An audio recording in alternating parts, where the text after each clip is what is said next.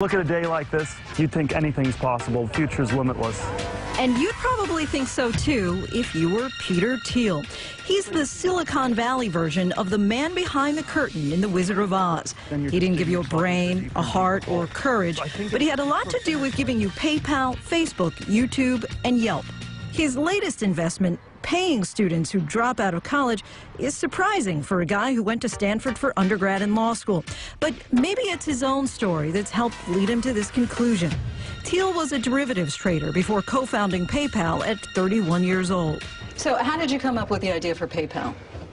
We were trying to come up, we were looking at all the new payments companies where people were trying to start on the internet in the 90s, and we realized that you had to do something with real money, and you had to do something where you could get people involved who weren't signed up yet. And so the main insight was to link money and email together. To say that combination turned out to be a winning one is an understatement. eBay bought PayPal in 2002 for $1.5 billion, personally earning Thiel $55 million, some of which he used to invest in promising startups, most famously Facebook. His $500,000 investment is now worth $1.5 billion. Has it exceeded your expectations, the success? Absolutely. His status as the company's first Silicon Valley investor earned him the full Hollywood treatment. Sean, he'll be right with you. When he was portrayed in the Oscar-winning movie, The Social Network. Congratulations. We're going to start you off with a $500,000 investment. When did the light bulb go off for you that this could really be something? I'd spent a lot of time looking at all the social networking businesses for a few years before then, so I was pretty primed and ready to go. I basically told them I'd invest after meeting them for an hour, so I was ready to go.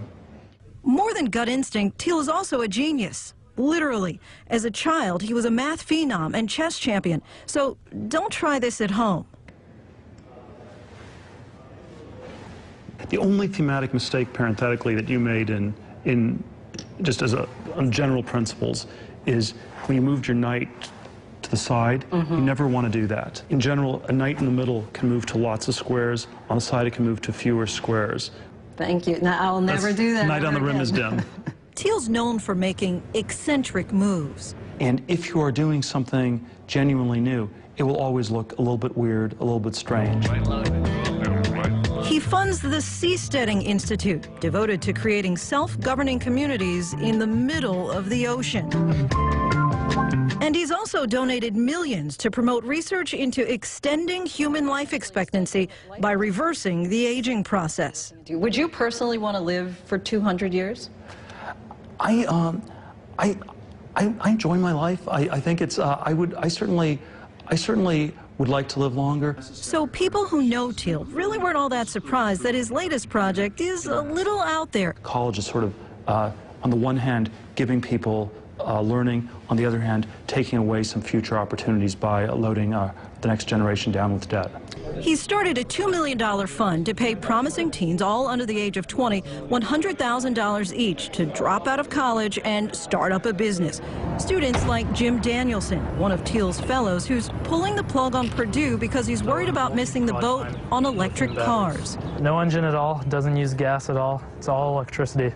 He started tinkering with this old Porsche in high school and managed to turn it into a fully electric car, something he learned how to do on the internet for free. And if I passed up this opportunity and waited till I finished my college degree, a lot could be changed. The critics will say that, well, Peter Thiel, he went to Stanford. He has his law degree from Stanford. Easy for him now to say, well, not everybody has to go to college. Facebook was started in 2004. That was the right time to start that company. If all the people involved had finished their college education and waited till 2006, 2007, it would have been too late for that business. His theory is right on time. New York Magazine recently rated the worthlessness of a college degree as one of the year's most fashionable ideas. The price of education on a college level has gone up by a factor of more than 10 since 1980. Adjusted for inflation, it's gone up by about 300%, more than housing or tech stocks. It's been an incredible run-up. But isn't the payout later, isn't it a long-term investment? For example, the typical person who's graduated from college is likely to make 2 times more over their lifetime than the person who just has a high school diploma. Doesn't that say something's gone wrong with our society that's become so critical to get these credentials? And what does it say when anyone with just a high school degree has no prospects in our society? That kind of thinking has made him the poster boy for the growing movement in Silicon Valley that believes government hinders innovation. But he doesn't hew to the conservative stereotype. People have often said that you're a walking contradiction in that you're gay, Republican, very religious. You know, I probably am a bit of an outsider in many ways, and that has good things and bad things about it. It does have the tremendous benefit of forcing you to really think about what's going on with institutions, with our society, and then look for ways to make them better. Back in our chess game, that intense focus was on full display. Despite a packed schedule, the meticulous billionaire only got excited when it seemed we might not have time to finish our game. Give me 1 more minute. I just need 1 more minute. He wants to make sure that competitive mania here. Because once Peter Thiel starts something, he's determined not only to finish, but to win. All right, well, I'm going to go checkmate. In San Francisco for Nightline, Lindsay Davis, ABC News.